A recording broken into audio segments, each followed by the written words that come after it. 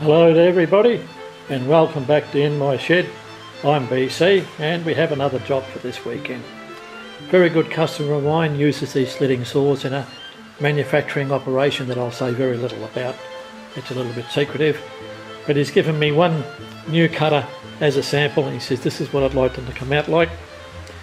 And these particular saws, they develop quite a blunt edge on the corners here. So I'll try and regrind them. I'm going to have to take about 1.5 mil, maybe a bit less to get rid of that chamfer, but I think they'll come up good. And I was wondering how the hell I was going to hold these tools. Now, I didn't have an arbor this big, but I hunted around through the scraps that came in with my TOS tool and cutter grinder, and I came across that, and I don't think it's been used. 1/2 inch on the shank, 1 inch on the front. Hey presto! It's too good a fit. I'll have to put it in the new one where there's no rubbish. In she goes. That's quite a nice fit. One washer over the top. Try not to get my fat hand in the way.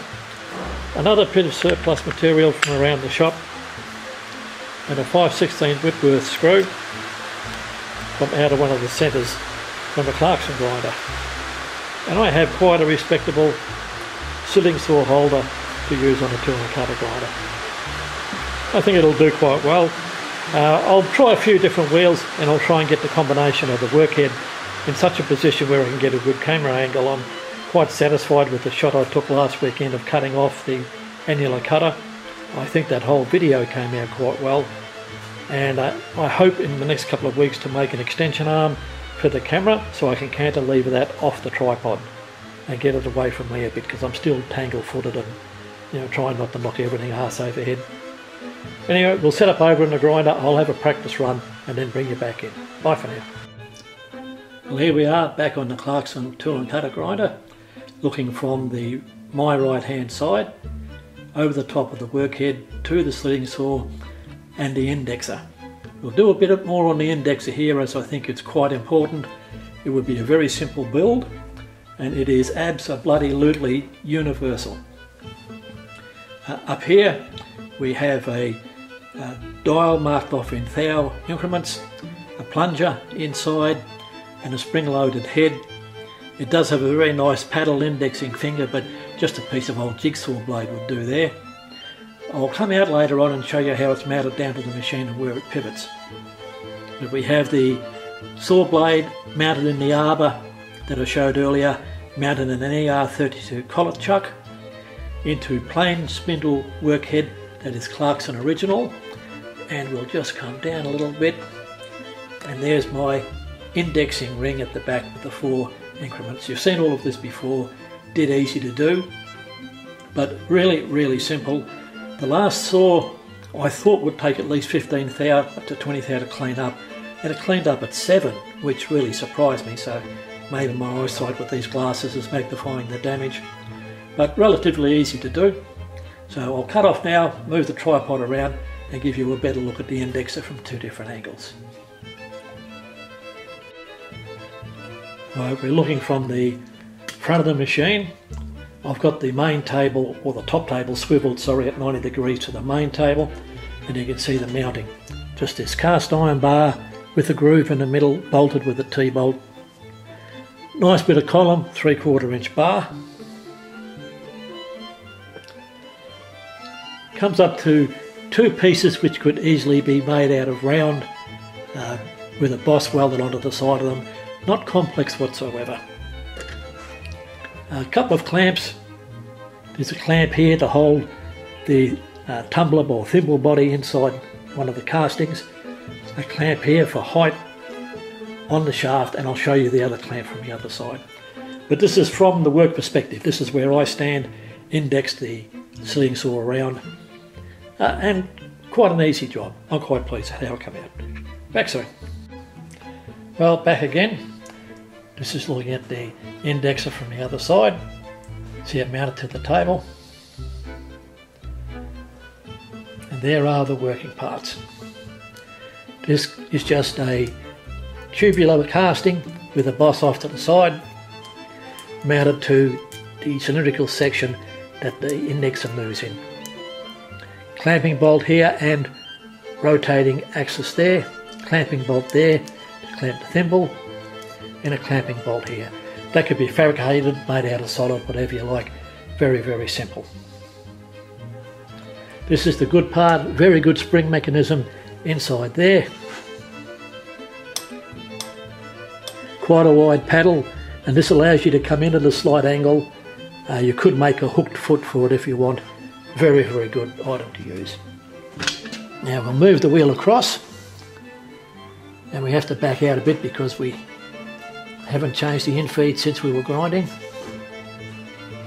Now, a little bit about grinding saw blades or cylindrical cutters like this.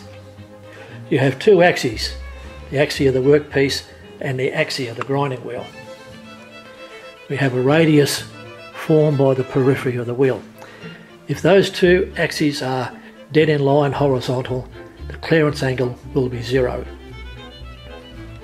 If you have the wheel about 5/16 or 8mm higher, you're grinding a correct primary clearance. And all I do is use a simple surface gauge, set it up to about 8mm high on the wheel and bring it around and set the cutter centre line approximately to the same. There being a couple of thou either side doesn't really matter. But once you've got that set up, reach behind me to the props table, out with a felt pen and mark the tooth that you're engaging. So it's not all that difficult. Index up and away we go. So I'll make everything tight and do a pass so I don't make a big go to myself, and then bring you back in for a bit of grinding. Okay, back again. We're in grinding mode. As you can hear, the motor's running. I've just done a simple spark on pass to see where the teeth are, and as well as not being ground too concentric, there's high and low teeth as if the workhead used on the previous grind was fairly badly worn. But we'll do one circuit around, and as it's a bit awkward to move around the camera and tripod, I'll then turn you off and bring you back after the grinding's done.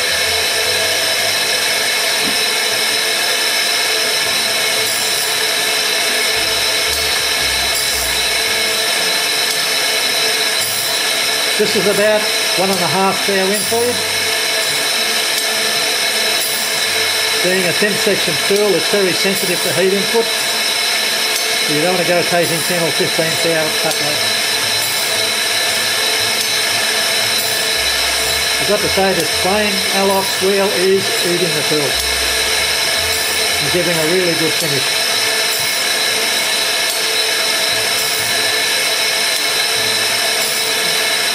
So to keep your mind on the job, you don't want to let that saw blade go while it's engaged with the wheel. This will cause you a bloody big disaster.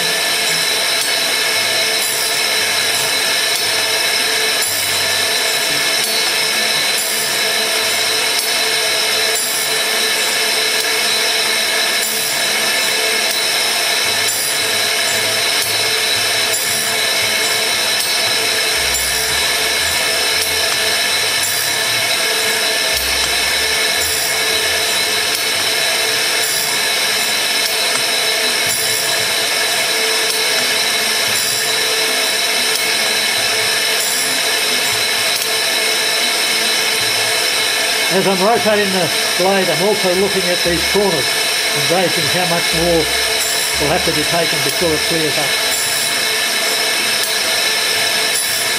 Even a very small dull spot shows up as a high gloss, a big shiny piece of steel.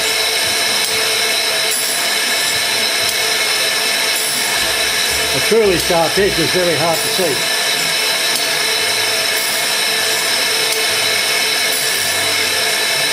Okay, I'll do the rest with you guys on.